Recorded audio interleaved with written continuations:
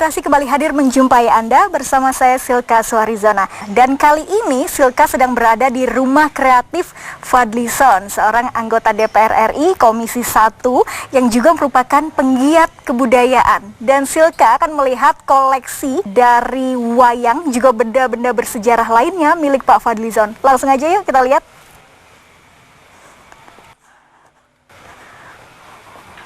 Assalamualaikum Pak Fadli. Waalaikumsalam, selamat datang, selamat datang. Terima kasih Pak, ini rumah kreatif yang luar biasa sekali.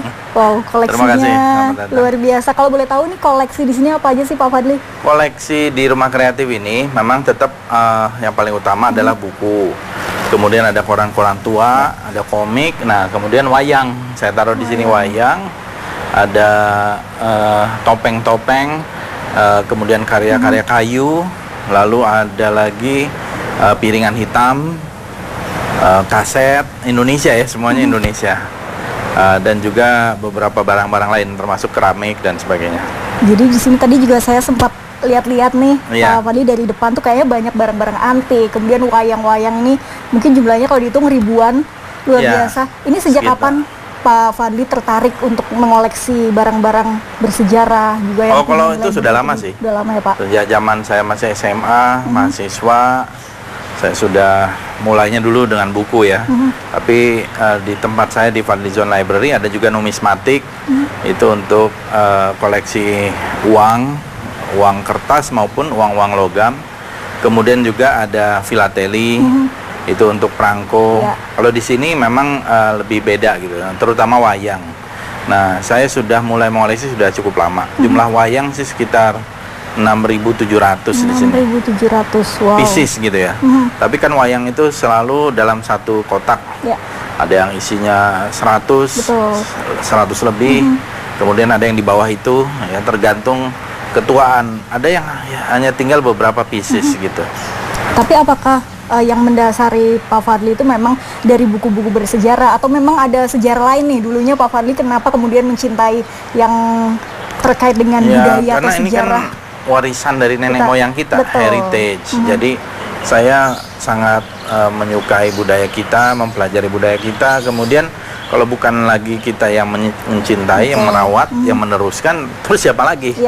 Bahkan sebenarnya banyak orang-orang dari luar, dari Eropa, dari Amerika yang juga mencintai budaya kita. Jadi bagi saya ini sebuah panggilan, satu tugas gitu, supaya kita bisa juga untuk merawat benda-benda peninggalan kita. Apalagi ini warisan budaya yang ya termasuk keris ya, tadi saya lupa. Keris dan tombak juga yang saya koleksi di sini. Di berbagai tempat saya itu selalu ada keris dan tombak. Oke, Pak Fadli, saya boleh diajak melihat-lihat koleksi Pak Fadli? Iya. Jadi mau yang mana nih? Terutama kita lihat wayang. Iya. Nah, kalau wayang jenis ini wayang yang jadi ini saya membuat apa namanya? Bingkainya atau jagraknya ini untuk tempat wayang ini satu grup gitu loh. Jadi jagrak-jagrak yang terkait dengan wayang itu yang dari petinya kemudian diangkat, nah lalu dimasukkan di dalam atau ditata di dalam jagrak. Jadi ada wayang yang terkait misalnya ada ya paling tua sih ya, wayang dari tahun kalau tidak salah 1856. 1856 Pak Fadli punya? Ada di sini? Iya. Wow. Ada 1856, kemudian ada yang tahun 1900-an yang tentu paling banyak. Ada wayang golek, ada wayang kulit, ada wayang ini seperti ini wayang potehi, kemudian ini wayang potret yang dibuat baru Wali Songo, kemudian ada wayang yang cerita tentang cerita Menak gitu, kemudian wayang Purwa dari berbagai daerah di Indonesia. Pada umumnya memang dari Jawa. Dari Jawa. Pada umumnya. Kemudian berbagai benda-benda lain lah. Dan Pak Fadli juga rumah kreatif tidak hanya di sini ya Pak? Ada lagi? Ya, saya punya Fadlizon Library, rumah perpustakaan saya di Ben Hill, Bendungan Hilir, Jakarta Pusat. Ini di Cimanggis, Depok. Satu lagi di Sumatera Barat. Sudah lama juga itu, dari tahun 2010. Ini sebenarnya diresmikannya 2013. 2013. Ya, karena di sini dulu seringkali justru banyak kegiatan yang musik, Mas Idris Sardi gitu ya. Kemudian di Bogor. Ada juga di Bogor. Berarti memang secinta itu dengan sejarah budaya Pak Fadli. Saya tahunya Pak Fadli sempat mengoleksi wayang tokoh, ada Pak Jokowi, iya betul, itu ada Nelson Pak Mandela. Prabowo. Tapi saya tidak menyangka Pak Fadli punya wayang sebanyak ini dengan beraneka Saya kira macam ragam, salah begitu. satu koleksi terbesar wayang yang ada gitu di Indonesia. Mudah-mudahan ya, nanti saya mau cek. Karena kalau yang terbesar di dunia dulu ada yang namanya William Angst, itu orang Jerman, dan sekarang koleksinya itu ada di Yale University. Yale University. Nah, tapi kalau yang di Indonesia, saya kira saya termasuk yang lumayan cukup banyak. Kalau tidak bisa dikatakan yang terbanyak gitu ya. Tapi memang ini sudah cukup banyak. Tidak hanya di ruangan ini Pak Fadli? Iya, juga ada di beberapa tempat lain. Nah, kita bisa sambil berjalan melihat. Saya lagi nanti bisa diambil, cek ini nanti satu persatu. Nah, ini juga topeng-topeng tua. Topeng-topeng dari Dieng. Baik. Nah, ini wayangnya, jadi kita taruh berdasarkan urutan pemeranan. Kemudian di sini juga wayang-wayang kulit. Kulit. Ini wayang-wayang kulit. Oh, ini yang pasti cukup tua. umurnya tua sekali ya Pak Fadli. Ini lumayan tua. Ini kalau tidak salah yang 1856. 1856. Oh, itu juga lapisan emasnya itu juga ada peradanya ya. Ada peradanya. Wow. Kemudian ini juga di balik ini. Nah, karena menatanya kan tempatnya, kalau ekosistemnya sebenarnya adanya di dalam box. Iya. Kotak-kotak wayang. Tapi kalau kita taruh di kotak kan kita tidak bisa melihat. Betul. Nah, jadi saya keluarkan dan saya tata seperti itu. Merawatnya pun juga susah ya Pak Fadli? Merawatnya, ya saya begitu, ini saya buka begitu saja sih. Baik. Mau lihat di atas, nih sebagian. Boleh. Di atas juga masih ada? Masih. Pak Fadli, wayang. Ya. Wow. Ternyata banyak sekali pemirsa koleksi dari Pak Fadli. Jumlahnya mencapai 6.000. Dan kita penasaran untuk melihat aneka ragam wayang yang lain. Nah, ini wayang-wayang. Apa kabar? Terus aja. Nah, ini lagi buku belum selesai. Nah, ini juga wayang-wayang. Luar biasa. Nah, ini wayang klitik nih. Ini dari kayu. Dari kayu. Kemudian, nah inilah. Jadi, nah ini Blencong. Ini adalah tempat untuk lampu dulu, wayang zaman dulu. Oh, ini juga ada beraneka macam Pak Fadli. Wayang suket. Wayang suket. Oh, dari rumput.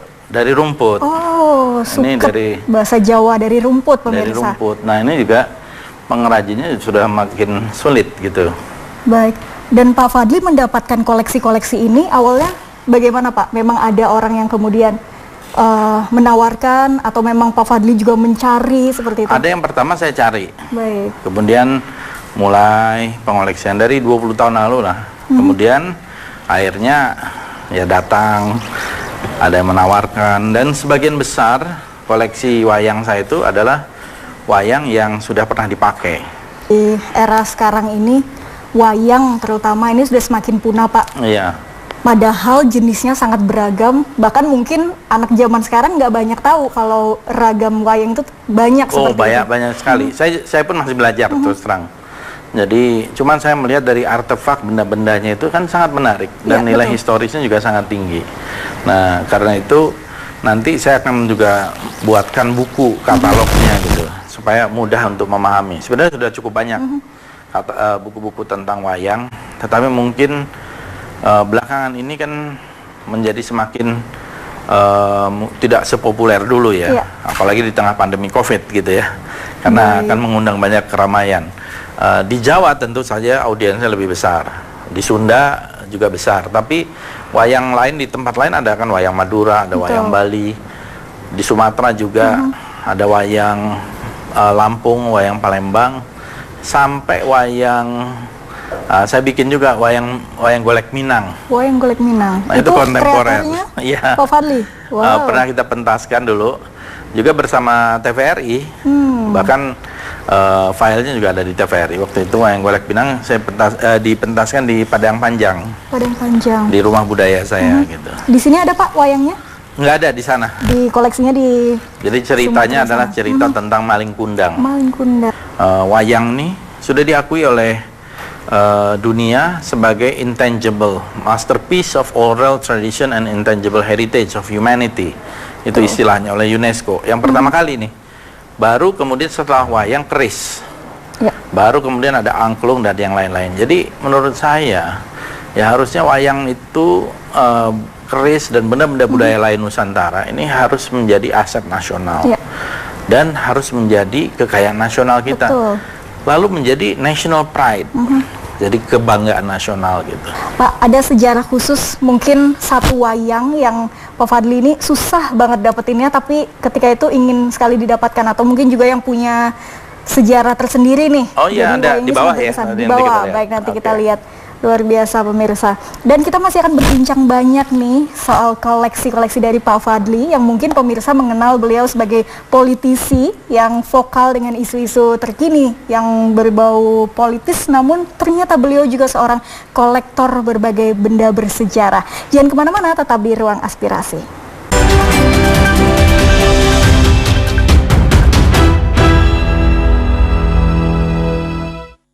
Kita kembali lagi pemirsa di Ruang Aspirasi, dan tidak habis-habisnya nih saya terkagum dengan koleksi-koleksi dari Pak Fadli, dan juga Pak Fadli ingin menunjukkan ke saya keris-keris koleksi dari Pak Fadli yang juga ini ya, usianya wow. Ini sebagian kecil dari koleksi yang saya taruh di sini. Ini koleksi keris-keris dari Jawa, Sumatera, kemudian dari ada Bali, Lombok. Dan juga dari Sulawesi, jadi ini campur. Tapi setiap keris ini sudah ada deskripsinya. Jadi saya sudah membuat satu katalog, satu keris dengan foto, kemudian ada deskripsi. Keris ini dari tangguh mana? Apa tangguhnya? Tangguh itu perkiraannya tahun berapa? Zamannya raja mana? Kemudian dapurnya, bentuknya, pamornya. Kemudian juga ada warangkanya. Warangka itu misalnya nih kayunya kayu apa? Ada kayunya kayu cendana, kayu timoho, kayu macam-macam jenis kayu untuk keris ini. Ada yang dari gading, ada yang dari geraham, ada yang dari perak gitu. Kalau ada yang untuk dari keris emas. Sampai berapa total yang dimiliki Pak Fadli? Mungkin ya ribuan lah, tapi ribuan. Wow. Gitu. Itu banyak sekali Pak Fadli. Dan juga badik, senjata-senjata Nusantara. Senjata-senjata Nusantara pun juga ada. Tumbuk lado, rencong, badik gitu ya. Nah ini nanti menjadi bahan bagi edukasi. Nanti saya mau bukukan dan ini menjadi katalog nantinya untuk ya bagian dari pelestarian budaya. Beberapa waktu lalu bahkan ada peneliti dari wayang, ada Profesor Matthew ya dari Yale University juga datang ke sini untuk melihat sejumlah koleksi wayang saya juga. Baik, dan untuk keris maupun wayang ini yang lebih susah mendapatkannya yang mana Pak Fadli? Beda sih. Beda ya. Tapi kalau keris kan kita bisa langsung mengetahui zamannya ya, tangguhnya. Tapi kalau wayang kita memang relatif lebih terbatas karena pembuat wayang juga terbatas. Bahan wayang juga kan dari kayu pada umumnya. Jadi wayang-wayang maksudnya kalau wayang golek, tapi wayang kulit dari kulit kerbau ya pada umumnya. Ada juga yang dari kulit kambing atau domba gitu yang dipakai. Tapi umumnya kulit kerbau. Itu kan tentu akan pemeliharanya lebih fragile ketimbang keris yang dibuat dari besi baja dan meteorit gitu. Tapi banyak juga yang saya tahu Pak Fadli kalau justru yang tertarik dengan benda-benda bersejarah kita tuh justru orang asing. Iya, kadang betul. Orang kita sendiri ini kurang mengapresiasi seperti itu. Jadi kadang kebanyakan orang asing yang membeli barang-barang kita dengan harga yang mahal, padahal kita pun harus tetap melestarikan begitu. Dan bagaimana Pak Fadli melihat hal ini juga? Ya itu menurut saya masalah kita. Sebenarnya banyak benda budaya kita itu yang merupakan bagian dari collectible items, item-item yang bisa dikoleksi dan bisa dipelajari. Dan banyak di dunia internasional di sana ya, yang memang mengagumi budaya kita, budaya wayang. Bahkan banyak yang bisa memainkan wayang sebagai dalang. Orang-orang bule gitu, mereka belajar wayang dan menjadi dalang gitu. Kemudian juga di dalam dunia perkerisan banyak, sampai kami pernah ke Belanda, ke Eropa, bertemu dengan komunitas perkerisan yang merupakan orang-orang asli. Kolektor, saya pernah ketemu kolektor dari Ukraina, dari Amerika, dari Inggris. Ya, jadi luar biasa sebenarnya. Baik keris maupun wayang ini kolektornya cukup banyak gitu. Oke, untuk usia yang paling tua keris? Kalau keris itu yang saya punya dari mungkin kira-kira abad ke-10 ya, abad ke-9 ada keris-keris era Kahuripan, kemudian era Majapahit, banyak sekali era Majapahit, era Mataram lebih banyak lagi. Jadi tua lah rata-rata, ada yang 1000 tahun lah. 1000 tahun, 1100 tahun. Wow, dan apakah memang Pak Fadli ini selalu menerima begitu ketika memang ada tawaran untuk Pak Fadli koleksi, atau juga mungkin sampai sekarang Pak Fadli juga masih sering mencari-cari nih koleksi yang baru? Ya, lebih selektif sih, terutama varian. Jadi saya mengumpulkan kan dari tadi Nusantara ya. Jadi ada yang dari Jawa, terutama Jawa karena pusatnya ya. Dari keris Solo, Jogja, Madura, Bali, Lombok, kemudian keris Sunda, Pajajaran, Kujang juga, lalu dari beberapa daerah lain. Dan saya membuat buku. Jadi bersama Mas Basuki Teguh Yono saya buat buku tentang keris Minangkabau, kemudian keris Lombok, terus yang terakhir keris Pasundan atau Kujang Pasundan. Jadi 3 buku. Insya Allah ini akan ada 2 buku lagi, yaitu keris Madura Sepuh mungkin tahun depan, dan keris Putut Majapahit. Wow, luar biasa Pak Fadli. Dan itu juga memang penting karena terkadang kita juga banyak misinformasi soal sejarah. Kadang ini keris tahun berapa, ditulisnya tahun berapa. Ya, oleh karena itu perlu ada edukasi. Betul. Dan ada kuratorship. Jadi termasuk wayang juga harus ada kuratorshipnya. Jadi wayang ini wayang tahun berapa, siapa yang memakai, dalangnya siapa, ceritanya apa gitu. Dan Pak Fadli di sini tetap memastikan bahwa informasi semua itu detail dan memang akurat seperti itu. Sepertinya memang sangat banyak sekali Pak Fadli ya, kalau disebutkan satu-satu, wow, nggak cukup ini pemirsa. Tapi jangan kemana-mana, karena kita masih akan kembali, nanti akan ada pertunjukan wayang, jadi tetaplah di Ruang Aspirasi.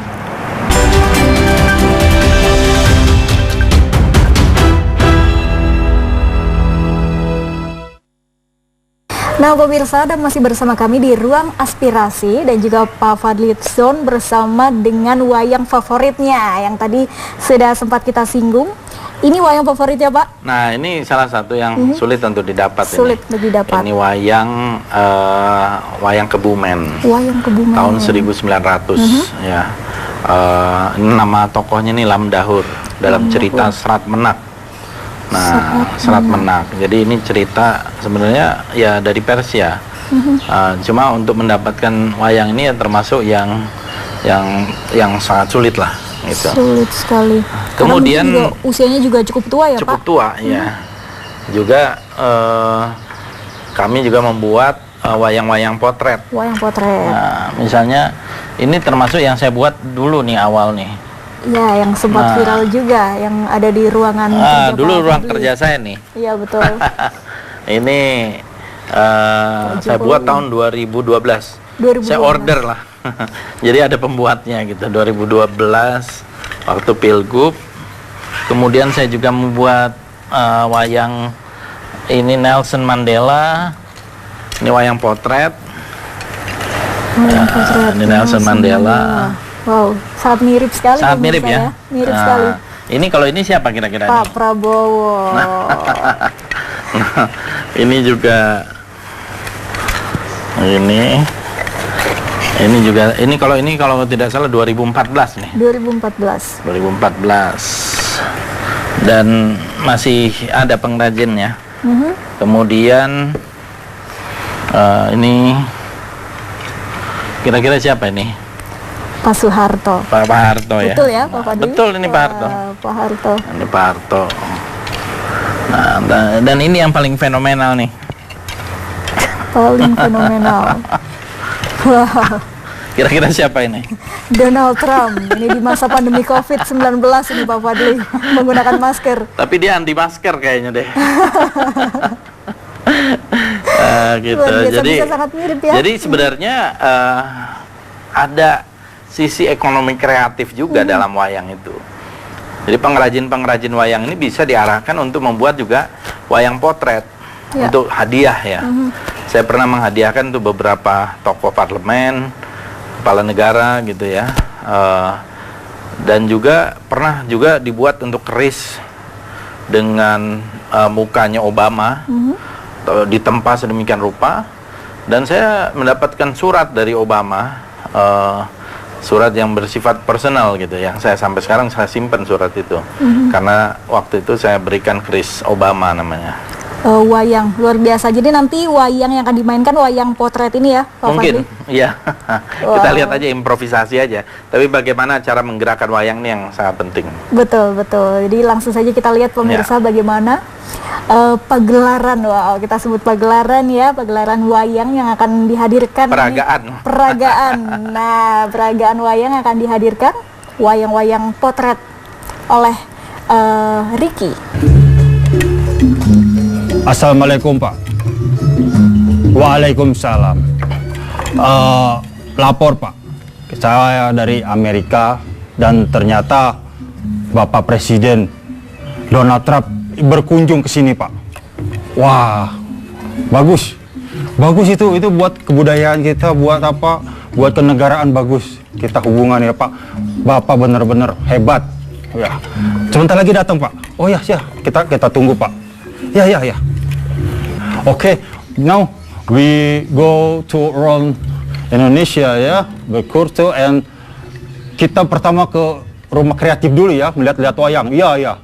Apakah wayangnya seperti kita ya? Oh, tidak tahu, kita lihat aja. Banyak sekali koleksinya. Ayo Mr. Prabowo. Iya.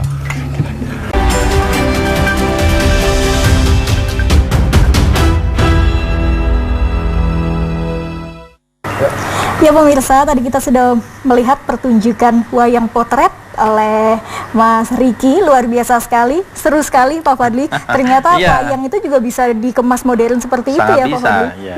Dan karena kita tidak terasa sudah 30 menit bersama dengan pemirsa TVRI, Pak Fadli mungkin ada yang disampaikan. Ya, terima kasih Mbak Silka. Jadi mari kita mencintai budaya bangsa kita sendiri yang begitu beraneka ragam. Dan melalui wayang juga bisa menceritakan berbagai macam message, berbagai macam pesan. Pesan-pesan tentang, ya misalnya kita berada di tengah pandemi COVID, ya misalnya supaya pakai masker, cuci tangan, jaga jarak. Itu melalui medium-medium dan platform kebudayaan itu mungkin bisa lebih cepat juga. Jadi kekayaan budaya kita tuh luar biasa. Terima kasih banyak Pak Fadli. Terima kasih. Telah mengajak saya untuk berkeliling Rumah Kreatif Fadlizon, melihat koleksi yang luar biasa lengkapnya dan juga beragam. Dan untuk Anda pemirsa, jangan lupa untuk terus menyaksikan Ruang Aspirasi untuk bisa melihat sisi lain dari toko-toko yang akan kami hadirkan. Saya Silka Suarizona, terima kasih, sampai jumpa. Terima kasih Pak. Terima kasih.